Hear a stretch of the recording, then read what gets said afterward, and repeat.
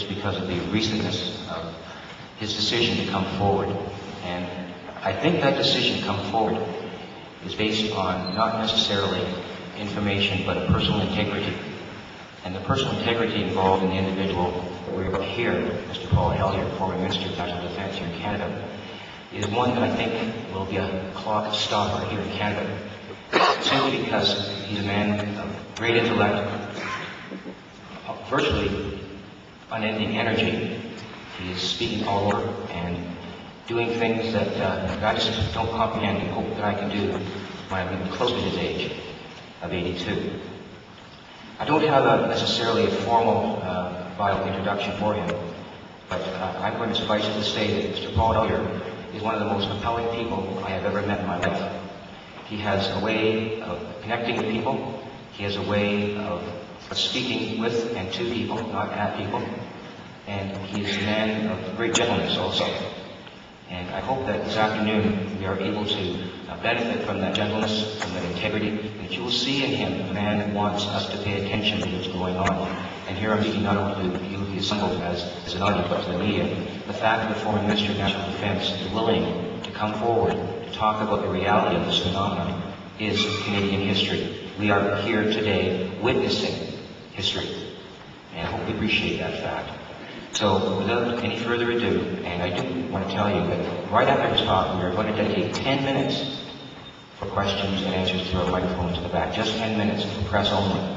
Following today's proceedings, there will be a press conference in room 23 downstairs at 4 o'clock to 5 for all media, and all the speakers, including Mr. Hellyer, will be there. Stephen G. Bassett, Richard Dolan, and Stan Friedman will be there, as well as myself and Michael. So without any further ado, would you please join me in welcoming Mr. Paul Hellyer.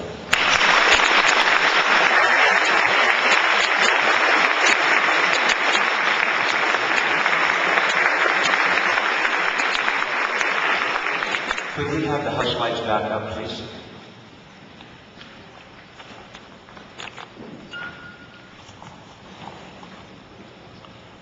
Thank you, Victor, for that very warm and generous introduction. If my late mother were here, she'd believe it. Victor, you took my water. Find another glass. Well, I'd like to thank the organizers of this symposium for giving me the opportunity to speak on a subject which I must admit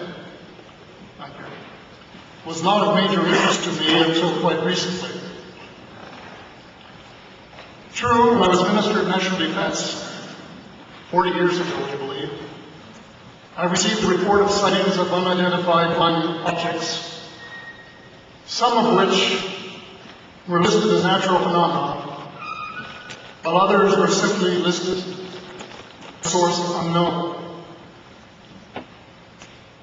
At that time, I was too busy trying to streamline the armed forces, improve morale, and save the taxpayers' money, to let any natural curiosity concerning the subject of UFOs lead me on what I would probably have considered to be a flight fancy.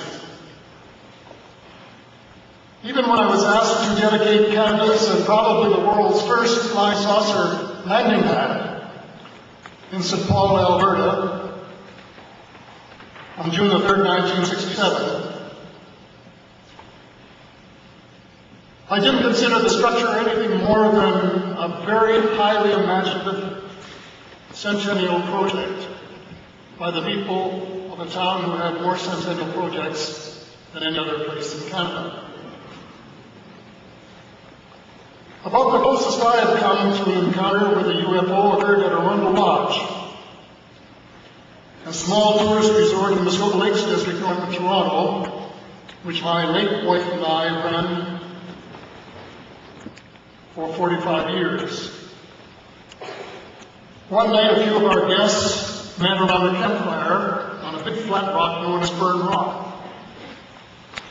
The object was a little sawn and tattered. Naturally, they had taken the precaution of bringing a little firewater to lubricate the vocal cords and ward off the chill of the night. On that occasion, Jack Daniels bourbon was the poison of choice. A couple of hours later, a bright light appeared in the sky on the south side of the lake. It began to zig and zag across the horizon in the most erratic fashion. Some thought it might be an airplane, while others insisted that it was a UFO. The following morning, some positions had shifted, with the consensus being that it must have been Jack Daniels that had been responsible for the zigging and zagging. There were a couple of holdups, however, but had nothing at all to drink. Their conviction remained unshakable. I included their story in a little book I wrote entitled The Rebel Lodge because the number of sightings in the 80s and 90s led me to conclude that probably there were other intelligent people elsewhere in the galaxy, and that it was presumptuous of us Earthlings to assume that we were the center and leading edge of the intellectual universe.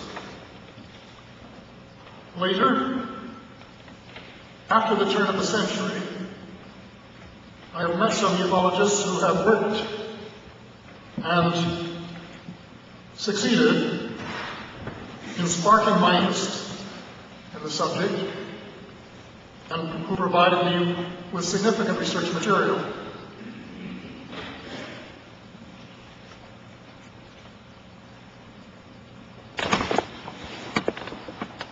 Among other things, I was asked to watch a 2-hour television special put together by the late Peter Jennings for ABC News. I hope that most of you saw it. Commercial airline pilots, United States Air Force pilots, policemen, public officials, all swore they had had personal encounters with UFOs. Some witnesses alleged that they had been abducted. Why would they say what they said if they didn't believe what they were saying? I concluded that anyone with an open mind would have had to be convinced by what they saw and heard. What I didn't know until last week when I was doing a little double checking was that before he died, Peter Jennings told Larry King Live on CNN that he was convinced that UFOs were real. It may have been that program that encouraged me to read a book that had been on my shelf for a couple of years. It is titled The Day After Roswell and was written by Colonel Philip J. Corso, a U.S. Army intelligence officer who had been a member of President Eisenhower's National Security Council and, later, head of the Foreign Technology Desk at the U.S. Army's Research and Development Department. It was one of the most fascinating books I have ever read. It is the unimpeachable source of what I am going to say to you today. The longtime intelligence officer confirmed beyond any shadow of doubt the long-circulated rumor that on or about July the 4th, 1947, a UFO crashed not far from Roswell, New Mexico. And although the colonel was not actually present at the crash site, he subsequently saw one of the bodies recovered from the wreckage while it was en route for autopsy. Even more significant, 10 years later, he was put in charge of a lot of scrap collected at the crash site and stored by the Army for a decade until he, Corso, under instructions from his friend and boss, Lieutenant, I use the American pronunciation, Lieutenant General Arthur Trudeau, was given the task of doing something with it. His assignment was to feed that alien technology, which was decades in advance of our own, into the U.S. industrial system for the benefit of the U.S. military. secrecy involved in all matters pertaining to the Roswell incident was unparalleled. The classification was, from the outset, above top secret. So the vast majority of U.S. officials and politicians, let alone a mere allied Minister of Defense, were never in the loop. Furthermore, when the alien technology was fed into U.S. industry, at no time was the source revealed. Colonel Corso had the perfect cover. It was foreign technology that he was providing. Ostensibly, something picked up from the Soviets or the Germans. No questions were allowed, and no explanations were given. And as you might expect in a country with three separate military services, the Army, the Navy, and the Air Force did not share their secrets. Each held their projects very close to the vest. The U.S. Army projects, initiated by Colonel Corso, resulted in reverse engineering that led to developments that included today's integrated circuit chips, fiber optics, lasers, and super tenacity fibers, just to name a few. These are all developments that had a profound effect on our lives as Earthlings. Two or three of my friends have asked me if I didn't think that the day after Roswell could be just some brilliant work of fiction. My answer was no. Not even with the imagination of someone like Jan Martel, author of The Life of Pi, could anyone take it. The book is replete with too many real names, real places, and real dates to be fiction. Last summer, when I was reading it at Oronto Lodge, I shared a few of the comments with my nephew Philip. Not having read the book, he was more than a little skeptical. A couple of days later, he phoned a retired United States Air Force general of his acquaintance to ask him about the book.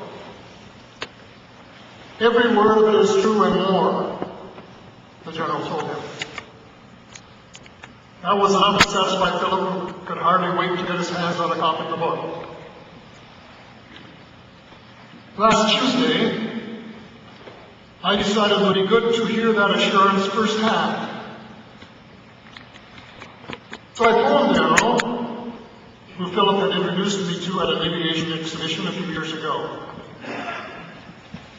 He seemed pleased to hear from me. So I asked him about the quote concerning Corso's book. Every word of it is true and more. He repeated for my benefit.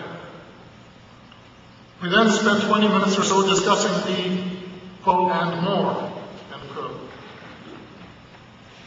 to the extent that he could without revealing classified material.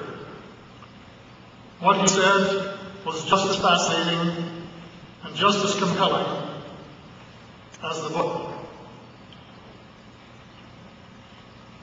UFOs are as real as the airplanes that fly over your head.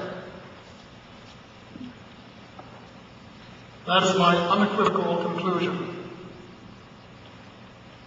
But that conclusion alone would not have been enough to convince me to speak out today. Others will be saying the same thing, and some of them better. The reason I'm going public today is because there are profoundly important policy questions that must be addressed. And I'm a policy wonk, someone who thinks with a broad brush. There's a problem for Earthlings. Within hours of the crash at Roswell, U.S. General Nathan Twining designated the visitors as enemy aliens. It appears from his book that Colonel Corso agreed with that assessment. that it has remained as official U.S. policy ever since. At that time, however, it was an enemy, quote unquote, about which the U.S. could do nothing, because the visitors were so technologically superior. That led to the recommendation that the discovery be treated with the utmost secrecy, to the point that the crash at Roswell didn't happen and that UFOs don't exist. The rationale was that the ordinary public couldn't cope with the news and might easily panic. Reference was made to Orson Welles' Halloween broadcast depicting the Martian invasion, which had been so realistic that it created a sort of panic. The best way to prevent a recurrence was to keep the public in the dark and unaware. This policy resulted in what has probably been the greatest and most successful cover-up in the history of the world. But much has happened in the more than a half century since that policy was adopted. The most important change has been in the U.S. military capability. The U.S. has developed the aliens' own weapons, lasers and particle guns, to the point where they can be used against the visitors from space. In his book, Colonel Corso makes it clear that the Reagan administration's Strategic Defense Initiative, appropriately dubbed Star Wars, was primarily designed for use against the alien intruders. His contemporary successor, the anti-missile missile defense system, is also being designed with that as one of its principal objectives. It is true that a case can be made for attempting to provide a shield against the Russians and Chinese, although everyone knows that the Russians are not going to embark on a policy which would result in their total destruction. It is equally true that they, too, are aware of the visitors and know that the perceived threat for the visitors has been a major consideration in the planning of the anti-missile system. Particle guns, for example, are not only useful against missiles, they have the potential to destroy the electromagnetic propulsion and navigation systems of the space vehicles, just as lightning was considered the likely cause of the crash of Roswell. The policy question is this: is it wise to be spending so much time and money building a capability designed to rid the skies of alien invaders? And what are the consequences, or the potential consequences, in the event that we should shoot down through them? A related question that I have been asking myself is, to what extent are they really an enemy? What crimes have they committed against humanity? They have certainly upset the military by flying over their most secret installations, by shattering their planes, by buzzing their astronauts.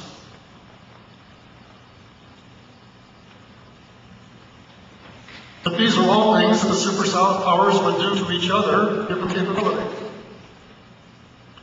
Beyond that, the aliens have mutilated a few cattle and allegedly abducted a few people and frightened them badly. But to the best of my knowledge, they have not killed anyone. So, are they really enemy or merely legitimate explorers from afar? These are extremely important questions, but with few answers due to the lack of information. It seems highly ironic that as I sat down to begin writing this a week ago this afternoon, that when I broke for supper and turned on the radio, the first time I heard was that NASA was going back to the moon in 2018 rather.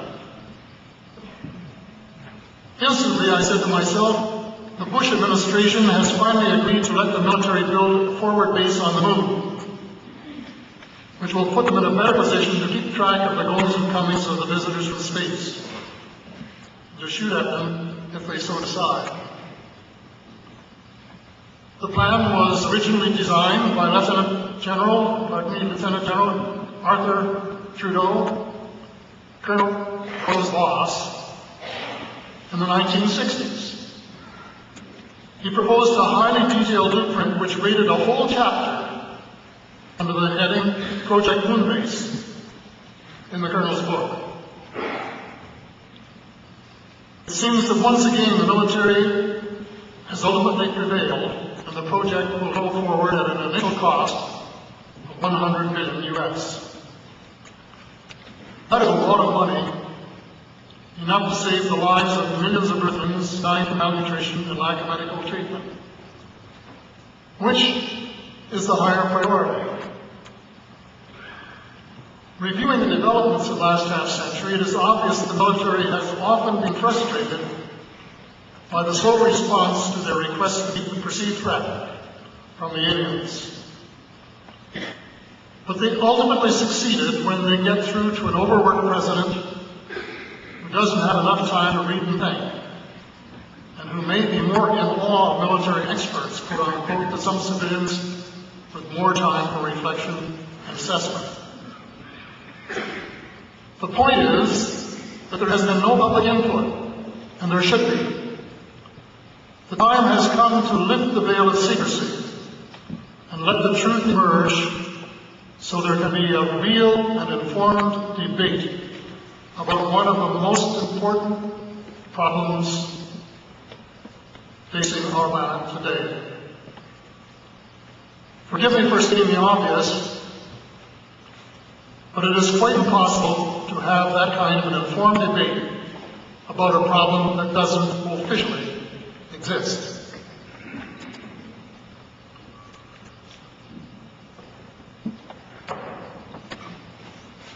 Let me close by switching from the real to the hypothetical. Last Christmas I had the pleasure, actually, of reviewing a delightful little book entitled Exopolitics: Politics, Government, and Law in the Universe by Albert Weber.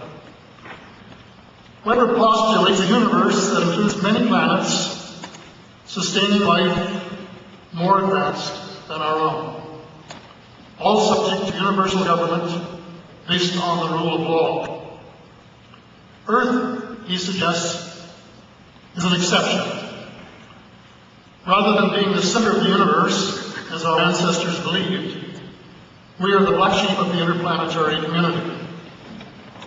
We have been quarantined and isolated from the, quote, highly organized, interplanetary, intergalactic, multidimensional universe society, end of quote.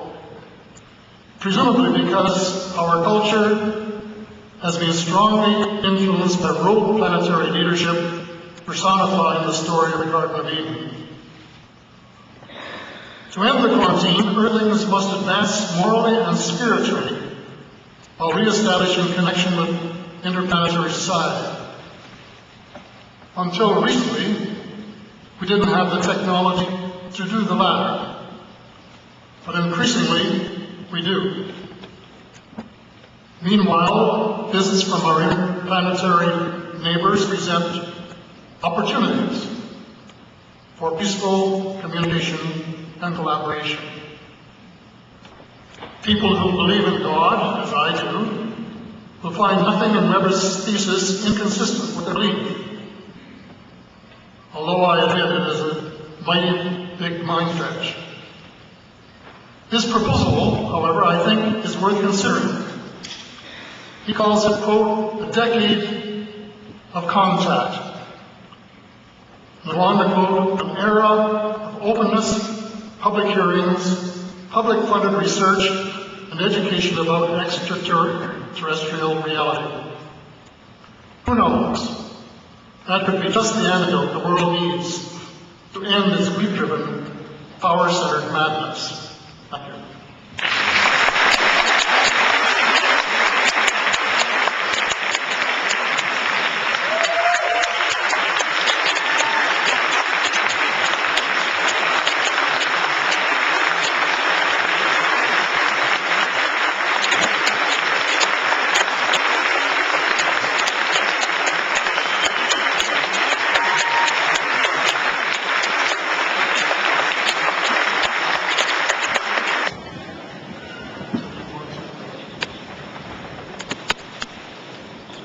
just want to know if there are any members of the press who wish to approach some microphones. There's one over here. We'll take one question. I ask you to please identify yourself and the media outlet that you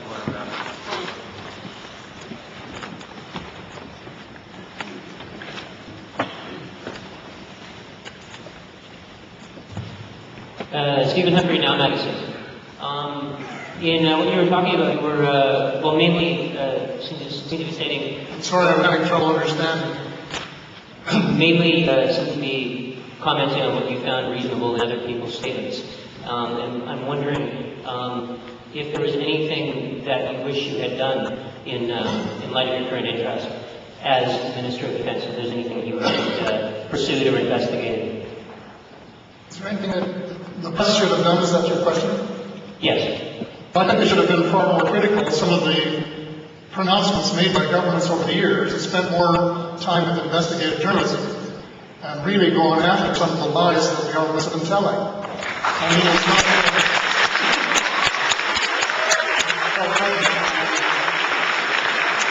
Government telling lies are not unusual. It was, U2, for example, didn't exist. Mr. Khrushchev was assured by President Eisenhower until they shot down, and then all of a sudden they say, yes, it did exist. But this is sometimes the way governments work. I remember being on a television panel one day and asking the ambassador from the Soviet Union if they spied. He said, no, we never spied. I didn't believe. I can't. Did I get your question? Because it's almost impossible for me to hear up here. Yeah, there's quite an echo, so I'll try to speak more slowly. Maybe Victor can translate the question for me. Right.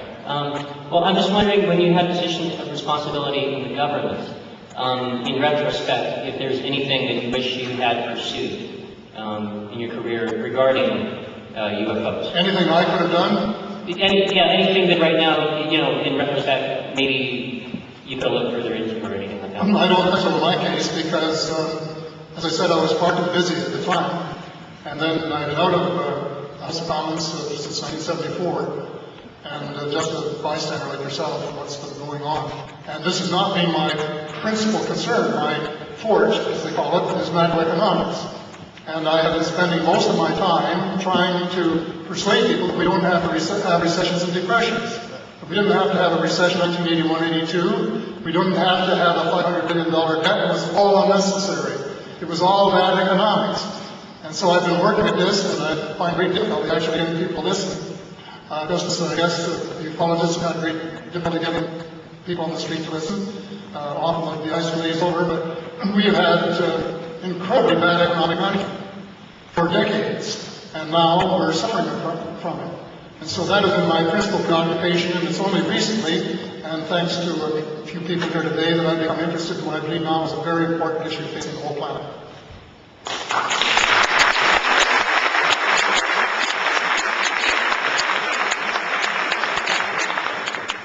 If it's just me, I'll ask one more question.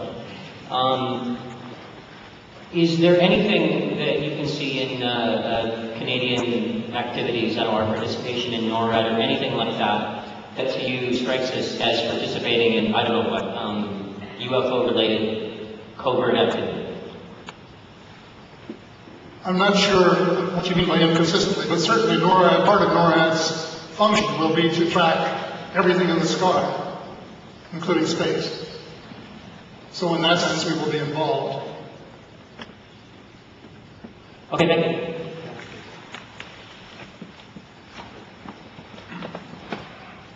Mr. Hellyer, sir. Might I ask when you Speak into the microphone, please, if I can't hear you or Victor will tell me what you're saying. Might I ask at what point in time you ceased being defense minister and became assistant prime minister? When I was defense minister? Yeah. From 1963 to 1967. Very good. There were two cases that occurred in Canada in 1967. I'm wondering if you were aware of them at the time. October the 4th, 1967, Shag Harbor, Nova Scotia, a supposed crash that the Royal Canadian Navy was involved in. And prior to that, May 20th, 67, the Falcon Lake, Manitoba incident.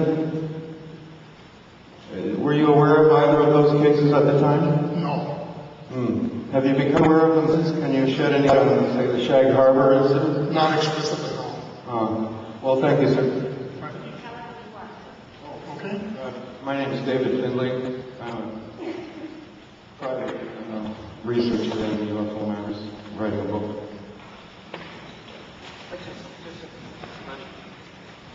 I just wanted to tell you, since you couldn't do anything in the past. Could you identify yourself? Yeah, I am Ignacio Gosses Martin, I'm from Argentina. I want to tell you that since you couldn't make anything of the past and you're doing it today, I just wanted to thank you.